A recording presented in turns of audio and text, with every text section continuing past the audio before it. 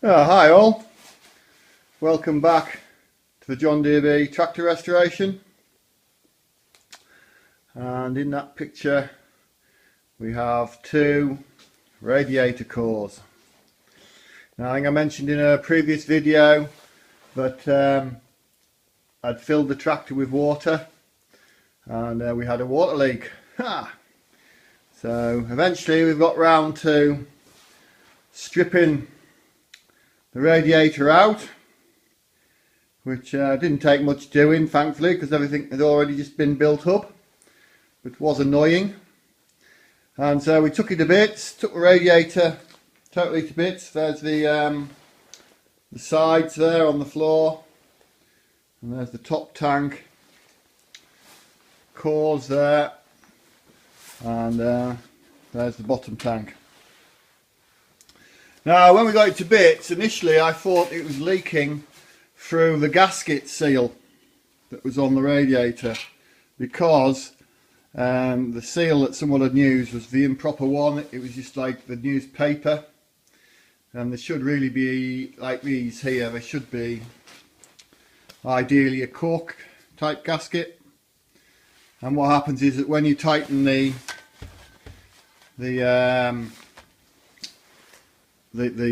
core down onto the base of the top, it squashes into the the cork and seals it. So, and when I as I say, when I took it to bits, this old one, it was more of a paper type gasket, which was not very good. It was a bit thin. But anyway, when I looked harder, I realised that in fact the camera will focus.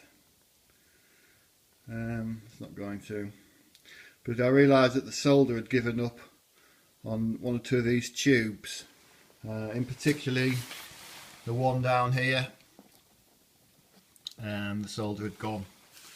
And so I thought, right, well, nothing of a job, I'll take it down to my radiator man and he'll be able to resolder them.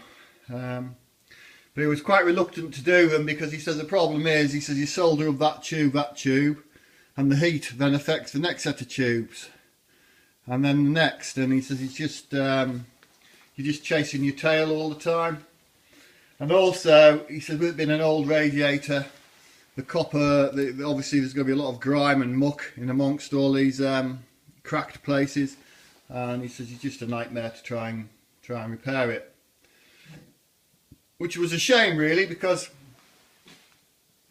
that's an old style radiator, although I don't think it's original. It's made by the Racine company in Wisconsin. So I think that could have been a replacement radiator. And so I didn't want to go down the route of this modern style radiator. I wanted to stop with the old one. But anyway, I took his advice, and so we bought, well, I got made a new radiator core.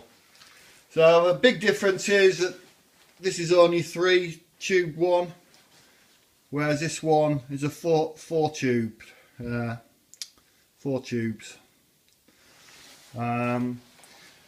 I do have one of these style of radiators in the BN, that one with the saw bench on, and they do work well. It possibly overcools the engine, to be fair. You wouldn't think so, because you think those smaller holes would be no better than the 3 big ones, but they do work better, these, if you really want to cool the engine. So I know that BN, it does take some time to warm up. But there you go. But where I did slip up, and I won't do it again, the radiator came undrilled, so it didn't have these holes in. I had to drill them all, and what a nightmare that's been. Obviously they're fairly delicate, is their radiator core, and so I've drilled them best I can. But I was continually worrying I was going to damage the core, because obviously the big holes. These are like well over 3/8 of an inch. But my man told me not to worry, he said they are very strong, so I drilled them, and there you have what you have. They are reinforced. As you can see, there's a double layer there, and I think there's an extra double layer in the back. So they're reinforced on the corners, so possibly this problem with them splitting, as this has done, is not a new problem. It's possibly a known thing, and so they reinforce them.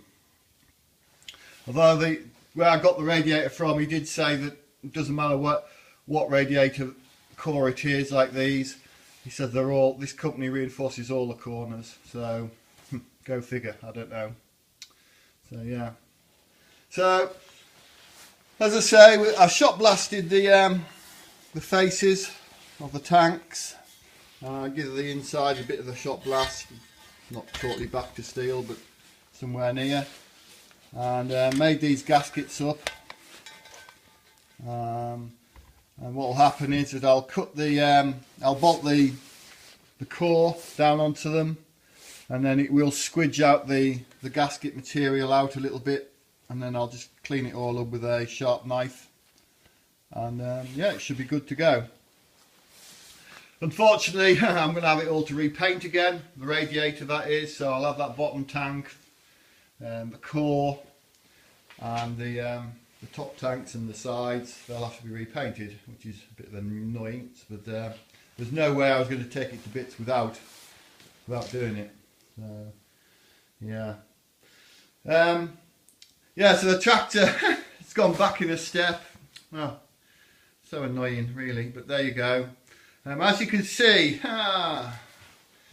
we've got a yellow fan. You know, it may recall a while back we did a little bit of a vote for what it should be, green or yellow. Well, in the end, when I totted it all up, the yellow won by, I think it was by about a couple of votes. So that's what we have. I have hand painted them, and I just painted the blades. I haven't painted the hub. So there you go. Yeah, it's alright, don't mind. I did do a little bit more research, and to be fair, the mid-style tractor from 1940 onwards, most of what I've read would see that they had a painted yellow fan on them, so there you go, it's got it now. No going back on that one. I put a bit of a sticker on the other day, another one. I put the Model B sticker on there. So, yeah. But we'll soon have it back together. Yeah, we've got the back end all done now. I think in a previous video I was talking about it being painted, rebuilt and painted. Well, that's all done now. I'm just waiting for my good friend to, when he turns up, he's going to give me a hand to lift it back onto the tractor. It is quite a heavy lump. I can go outside, actually, it's out here now. I'll just go out through the door here.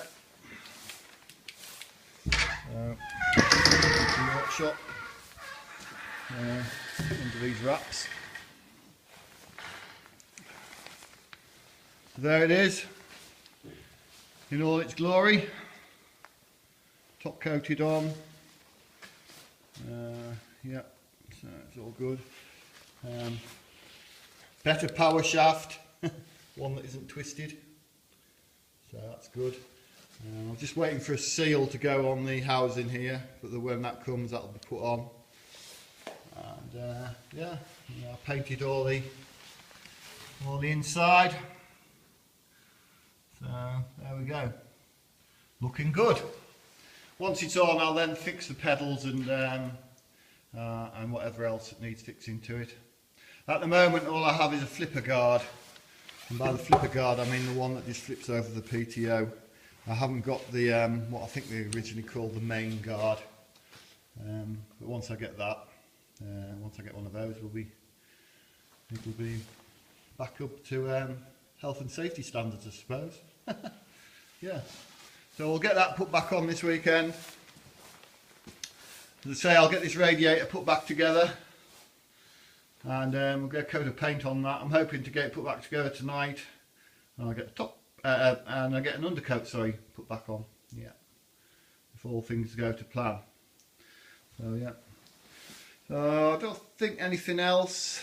There's a good view of the fuel system, how I set it up. And there's that. There's that secondary tap there off the small fuel tank.